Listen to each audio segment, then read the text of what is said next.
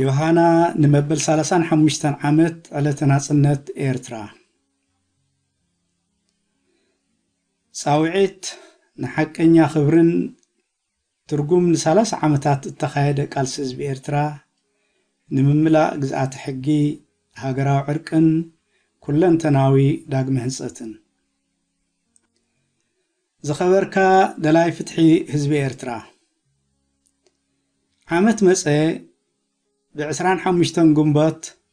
ኣብ መላእ ዓለም እንርከብ ኤርትራውያን ንመዓልቲ ናጽነትና ብሓበን ብሓዘንን ብኣስተንትኖን ኢና ንዝክራ ሎም ዘበን ንሃገራዊ መዓልቲ ናጽነትና ኣብ እነውዕለሉ ዘለና እዋን ዘባና መመሊሱ ብዝብእስ ዘይምርግጋእ ይሕመሳሎ እቲ ብኸቢድ ዋጋ ዝረኸብናዮ ልዕላውነት ኤርትራ ድማ ብሰንኪ ኣስፋሕፋሒ ህርፋን ስርዓት ኢትዮጵያን መሻርክቶምን ስግኣት የንጸላልወና ኣሎ ኣብ ውሽጢ ሃገርና ዘሎ ብኩራት ግዝኣት ሕጊ ምስ ምልካዊ ምሕደራት ተደሚሩ ኤርትራውያን ዜጋታት ኣብ ጉዳይ ሃገርና ዘለና ድምጺ ብምዕባሱን ንሃገርና ተወሳኺ ሓደጋ ኮይኑ ናብ ቅልዕነት ኣውሪድዋ ይርከብ ናጽነት ኤርትራ ብግዳማውያን ሓይልታት ወይ ብፖለቲካዊ ልዝብ ዝተመጠወና ህያብ ኣይኮነን እንታይ ደኣ ኣብ ታሪኽ ኣህጉር ኣፍሪቃ ሓደ ካብቶም ኣዝዮም ነዋሕትን ከቢድ መስዋዕቲ ተኸፍሎምን ሓርነታዊ ቃልሲ ስለ ዘካየድና እዩ ዓሰርተታት ኣሽሓት ተጋደልትን ኣማኢት ኣሽሓት ሰላማውያን ህዝብናን ህይወቶም በጅዮም እዮም ኤርትራውያን ስድራ ቤታት ክትግምቶ ዘጸግም ከቢድ መከራን ስቃይን ኣሕሊፎም ሙሉእ ሕብረተሰብና ድማ ምእንቲ ናጽነትን ሰብኣዊ ኽብርን ብዝነበሮ ባህጊ ተወፊዩ ተቓሊሱ ንሕና ኤርትራውያን ን30 ዓመታት ክንቃለስ ተገደድናሉ ቀንዲ ምኽንያት ባንዴራ ንምስቃል ወይ መሬታዊ ልዕላውነት ንምርግጋጽ ጥራይ ኣይነበረን ቃልስና ብመሰረቱ ፍትሒ ንምርግጋጽ ሰብኣዊ ኽብሪ ንምሕላው ርእሰ ውሳኔና ንምኽባር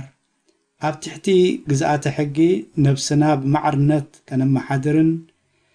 መሰል ንኽህልወና እዩ ነይሩ ሰማዕታትና ህይወቶም ዝኸፈልሉ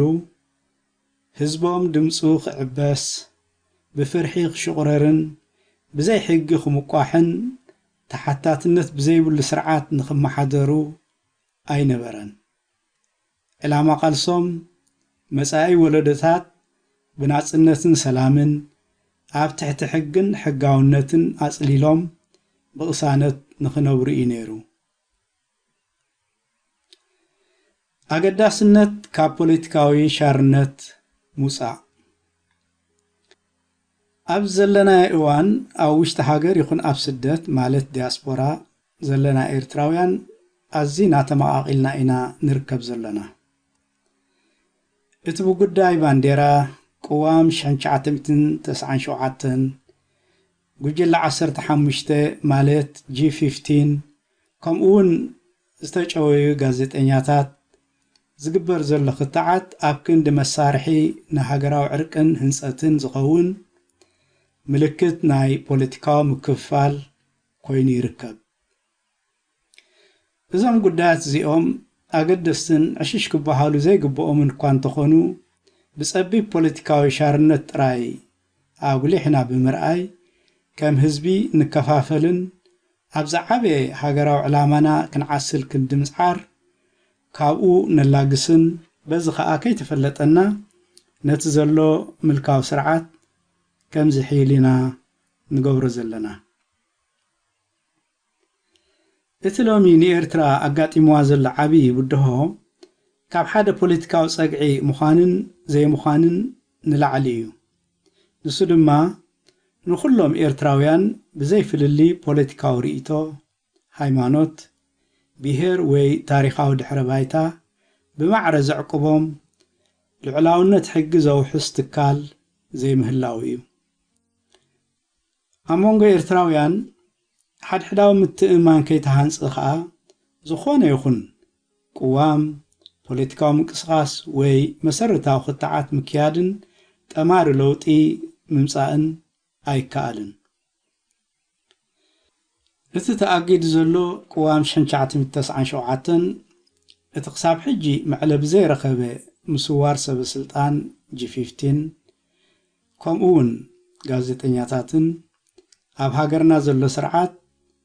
ካብ ተሓታትነት ሕጊ ከም ዝረሓቐ ዘመልክቱ ኣቐንዘውቲ ጉዳያት እዮም።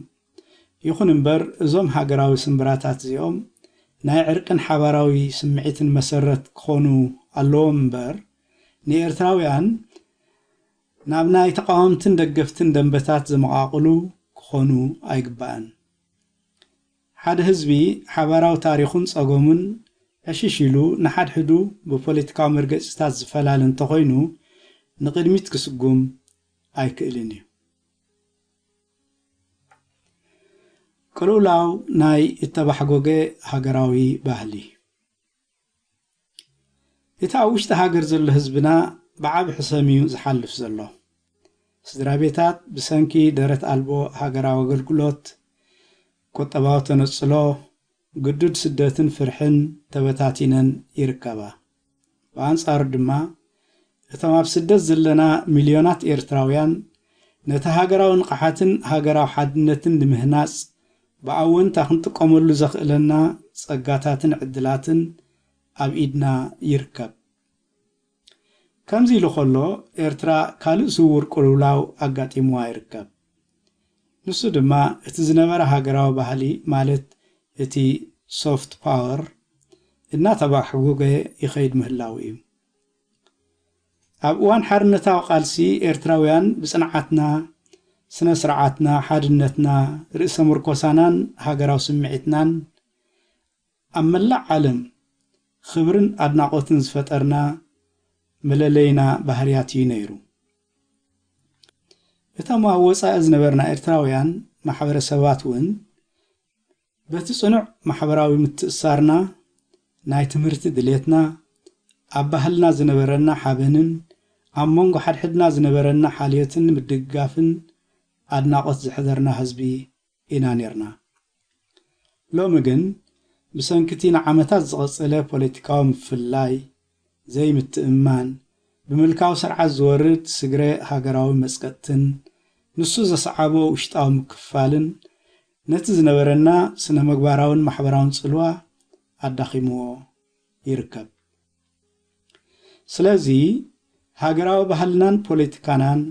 ዳግም ምህናጽ ንሃገራዊ ሕውየት ኣገዳሲ ይገብሮ።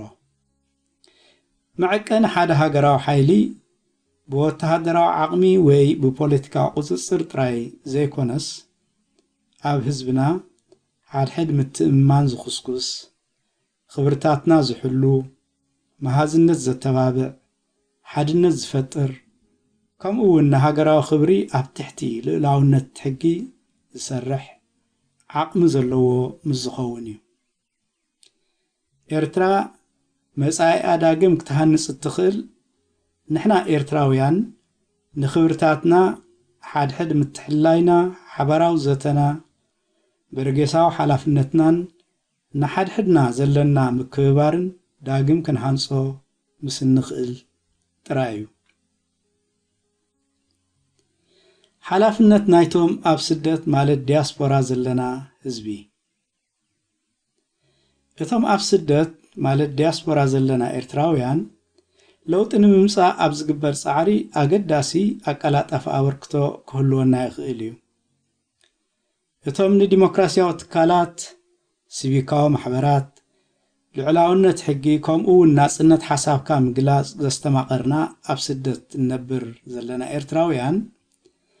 ኣብ መንጎ ህዝብና ባህሊ ናይ ዕርቂ ሰላማውን ስልጡን ምብህሃልን ኣብ ምትብባዕን ምኽስኳስን ፍሉይ ኣበርክቶ ክንገብር ንኽእል ኢና።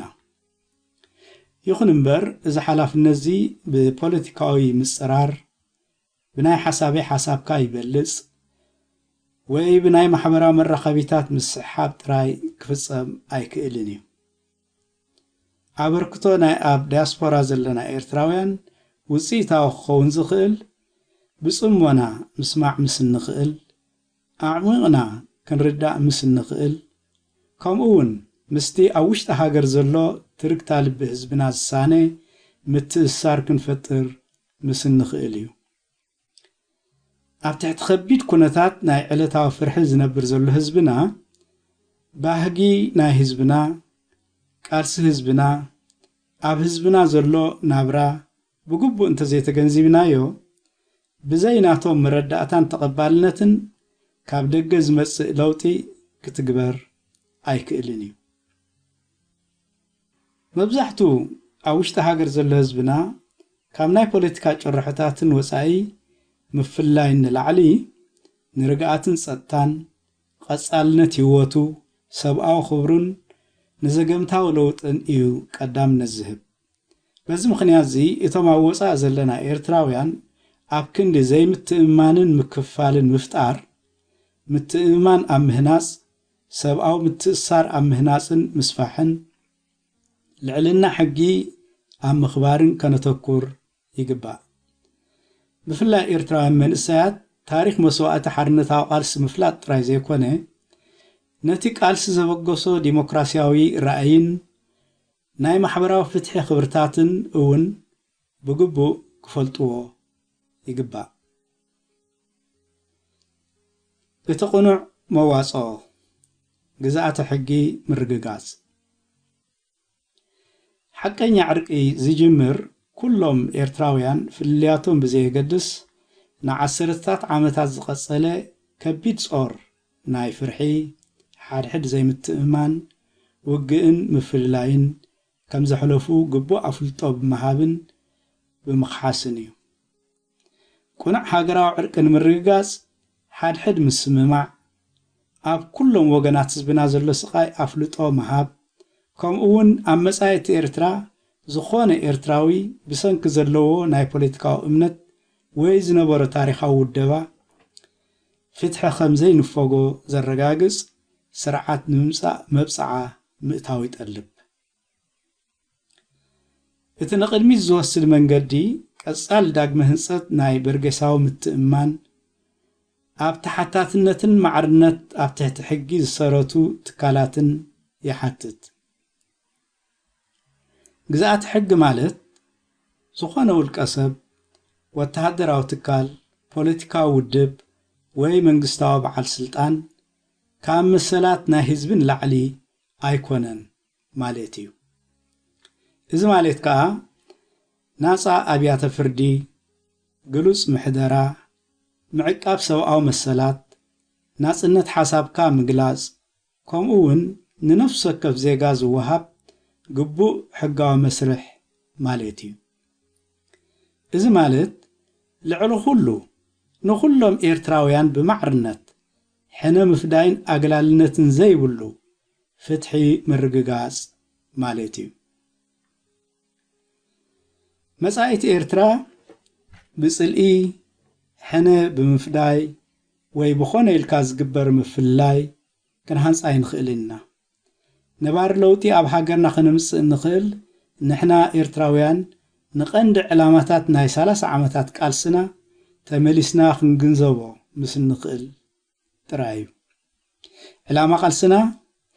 ኤርትራውያን ዜጋታት ብኽብሪ ብሓርነት ብፍትሕን ብሰላምን ዝነብሩላ ሃገር ንምስራት ነይሩ ከም ኤርትራውያን ብዛዕባ ናጽነት ክሓስብ ኮለና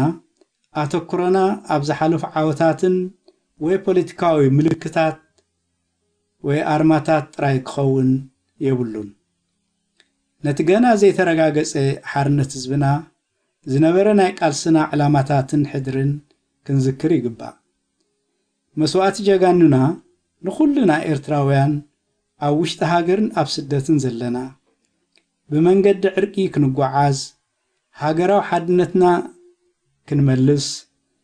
ነቲ ዝተባሕጎገ ሃገራዊ ባህሊ ማለት ሶፍት ፓወር ዳግም ክንሃንጽ ከምኡውን ካብ ራዕዲ ናጻ ዝኾነ ብግዛኣታ ሕጊ ዝመሓደር ስርዓት ክንተክል ይጽዋዓና ዘሎ ናጽነት ሙሉእ ዝኸውን ነፍሲ ወከፍ ኤርትራዊ ንኹሉ ብማዕረ ሰብኣዊ ክብርን መሰላትን ዝሕሉ ሕግታት ኣብ ዘለዎ ንህዝቡ ተሓታቲ ኣብ ዝኾነ መንግስትን ብሓርነት ክነብር ምስ እንኽእል ጥራይ እዩ። ላዕላዊት ኤርትራ ንዘለዓለም ከቢራት እምበር ዝኽርን ክብርን ናጽነት ሃገርና ክውን ንምግባር በጃ ዝሓለፉ ሰማዕታት ሰኒትና.com 24 ግንቦት 2026